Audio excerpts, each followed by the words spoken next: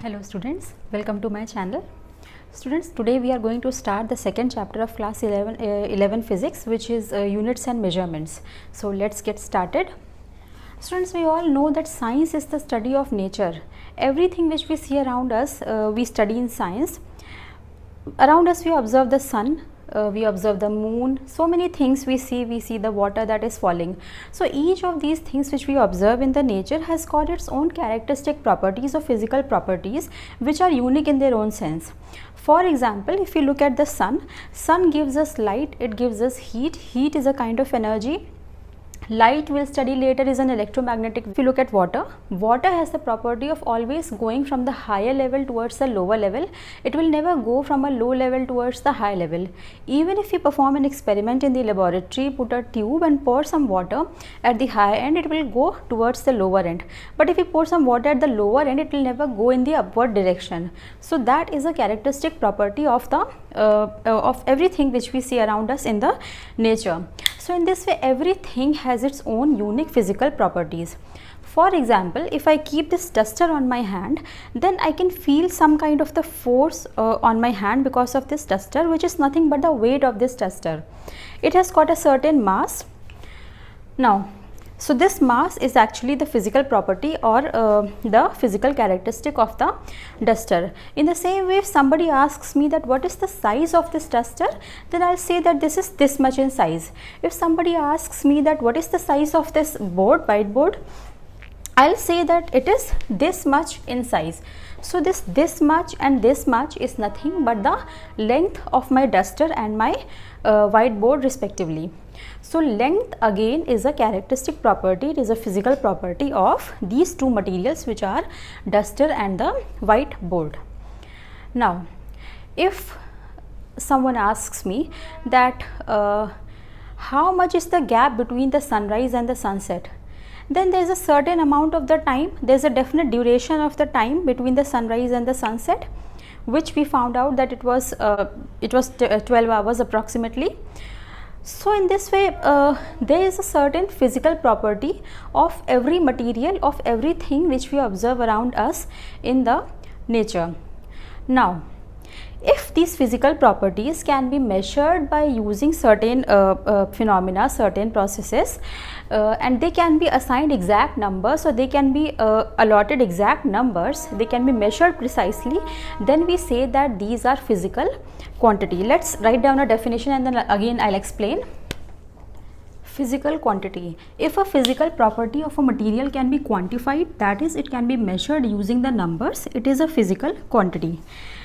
Students, if physical property, any physical property of a material, like I just talked about, the mass or the length, it can be measured using the numbers, means it can be quantified, means that it can be expressed in some terms of some exact numbers, then it is called as a physical quantity. It becomes a physical quantity, means that the physical property can be expressed in terms of the exact numbers, becomes a physical quantity, that is, it can be quantified. Now, how does this measurement take place? Now, this measurement, students, is something which we come across in our day-to-day life on a very frequent basis. For example, whenever we go to buy any kind of the commodity of the daily use, we go to buy the fruits, the vegetables, groceries, anything, we come across the measurements. Whenever we go to buy the fruits, we will see that the shopkeeper will take a balance, he will take a physical balance. Here, we all must have seen the physical balance, it has got two plates, right?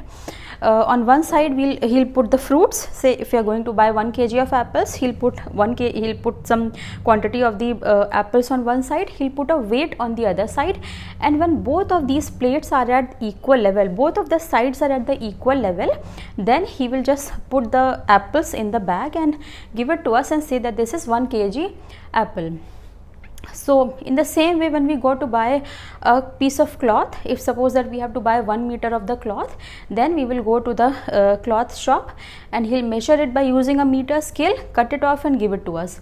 So in this way, these are some daily life examples of measurements which we come across on a very frequent basis. So let's try to understand that what is happening in this measurement. Measurement means expressing a physical quantity in exact numbers. That is measurement. Means that there is some physical quantity and we know exactly that how much is that physical quantity in terms of some numbers. That is called as measurement. Now how do we measure? Now how to measure? Measurement involves comparison of the physical quantity with a basic reference standard, that is the unit of that physical quantity. Means that whenever we want to measure something, what do? We will do a comparison of our physical quantity with a certain reference standard for that respective physical quantity, and this reference standard which we are using is called as the unit. For example, if we are going to buy the fruits, like I just said, if you are going to buy the apples, we'll compare its mass, we'll compare its weight with a 1 kg weight. So the physical quantities have been given different names for our ease, because otherwise it will be very difficult for us to know that what physical quantity we are talking about. So there is length, there is time, there is mass, there are many more different physical quantities. So like each of us has got different names to address us, otherwise it will be very difficult to call any person. So in the same way, the physical quantities have also been given some names. There's some kind of a nomenclature. So whatever physical quantity we are about to measure, we'll do a comparison of that physical quantity with a unit for that physical quantity, which has certain magnitude of that particular physical quantity. Means that if we are going to measure the weight, then we will have some unit for the weight. We all must have seen the 1 kg weight or the 2 kg weights whenever we go to buy the fruits or the vegetables or the groceries. In the same way, if we have to buy a piece of cloth, if we have to measure the piece of cloth, then we are measuring what physical quantity? We are measuring the length. So we need a unit, a reference standard unit for the length, which is a meter scale. There we will not use a weight. Why? Because our physical quantity that we are measuring is different. So in this way, the unit which we are using for each physical quantity is also different depending upon what we are measuring. So important points to remember in this measurement is that measurement involves comparison. It involves a comparison of the physical quantity with a basic reference standard, which is called as the unit of that particular physical quantity. There are three important points to remember in the measurement. First is the comparison. Another is comparison with what? With the basic reference standard unit of that physical quantity which we are measuring, right? So this is measurement and this is how we measure. Now let us try to understand that what is this process of measurement, what are these units. Now what do we need to measure? Measurement involves comparison of a physical quantity with its unit. Just like I explained that we will compare our physical quantity, it will involve comparison with a certain basic reference standard which is called as the unit for that particular physical quantity. Now what is a unit? In order to measure a physical quantity, we assume a certain magnitude of the same physical quantity as a standard and call it unit. Means that if we are going to measure the physical quantity of length, we will assume some unit as a reference standard for the measurement of the length. If you are going to measure the mass, then we will assume some unit for the measurement of the mass. If you are going to measure the time, we will assume it for the time. So as per the physical quantity, the units which we are using will be very different. For example, if I have to measure the time, I am not going to use the scale, neither am I going to use a weight or a thermometer or anything. I'll need a time clock, I'll need a clock, right? So in the same way, if I need to measure the length, I will not use a thermometer, I will not use a clock, I will not use a weight, I will use a scale. So in this way, depending upon the physical quantity which we are measuring, we will have different standard units. This is the definition for the unit.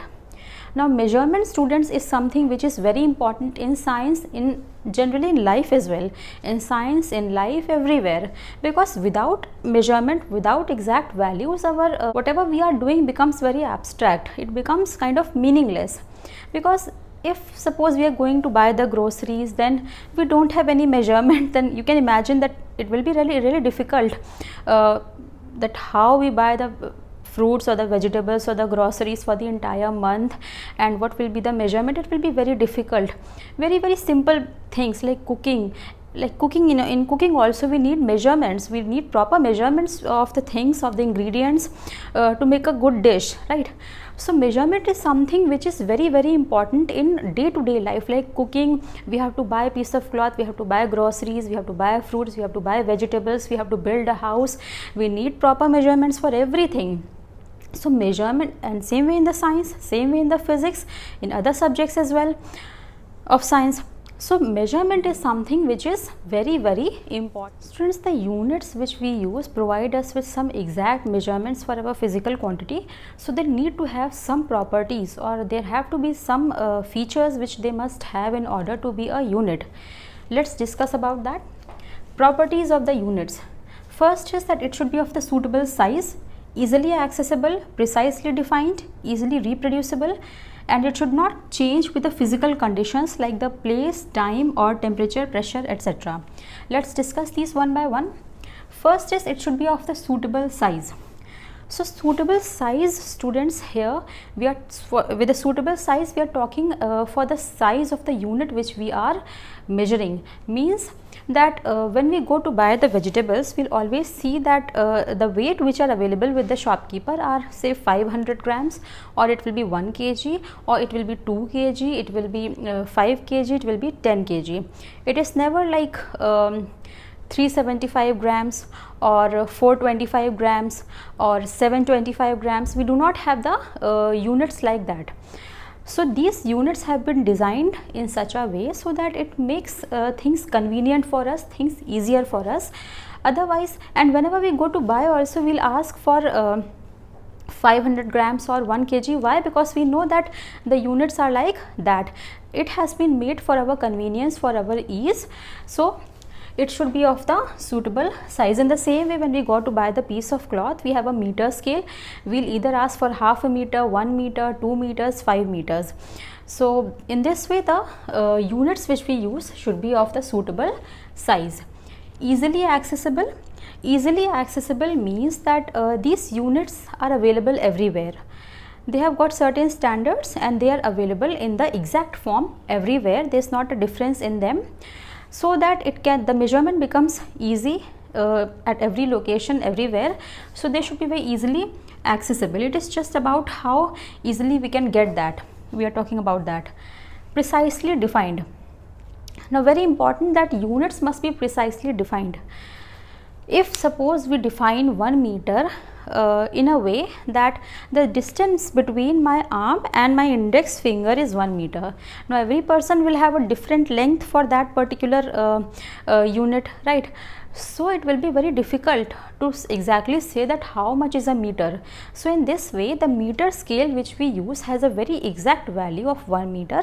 In the same way, the 1 kg weight which we use has a very exact value for 1 kg.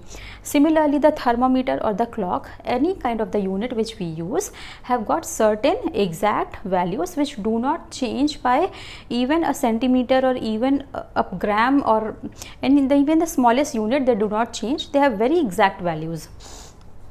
So it should be very precisely defined to get the accurate measurements. Easily reproducible. Easily reproducible means that if I have a thermometer and I want that thermometer at some other place, but I am not able to take this one over there, then what do? I'll have some kind of an apparatus to measure 0 degree of temperature and 100 degree of the temperature. If I am able to produce these two temperatures in my laboratory, then I can make a thermometer. So in this way, there has to be an ease in the way in which these units are reproduced, so that they are easily used everywhere. Next thing is, it does not change with the physical conditions like the place, time or the temperature and pressure. Now the 1 kg weight or the meter scale or the thermometer, all of these do not change with time. They remain as it is at every location, at every time they will be the same. They do not change with the temperature, they do not change with the pressure. So in this way, the units which we are using have got certain physical properties which they must satisfy to be called as a unit for the accurate measurements.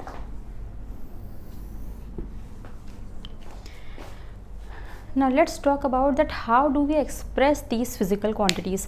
We have got a little idea about what is measurement, what is the process of measurement, what is needed to measure, what are the properties of the units which we are using. Now let's discuss that how to express the physical quantities.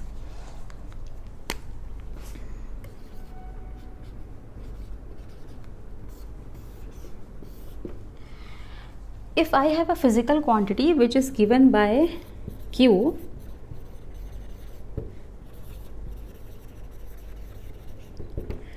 then this physical quantity is expressed as N into U, where N is the numerical value, or let's say the magnitude of the physical quantity, and U will be the unit of that quantity. This is how we express a physical quantity. Now, if I have to express the mass, then what do I write? I'll write it as either 10 kg or 1 kg or 2 kg. So here this 10, 1 and 2, these are the numerical values or the magnitude of the mass, and this kg will be the unit. There are some other units as well, which is gram. We'll discuss that later. In the same way, for the length, what do we have? We have 10 meters or 20 kilometers or 100 centimeters, etc. Again, these will be the numerical values and these will be the units. So in this way we express a physical quantity. Relation between the physical quantity and its unit. Now there is a proper relation between the physical quantity and their units. Let's understand about that. Students, there are different units for a same physical quantity, or let's say we can say that the variations of the units for the same physical quantity depending upon the thing which we are measuring or our situation.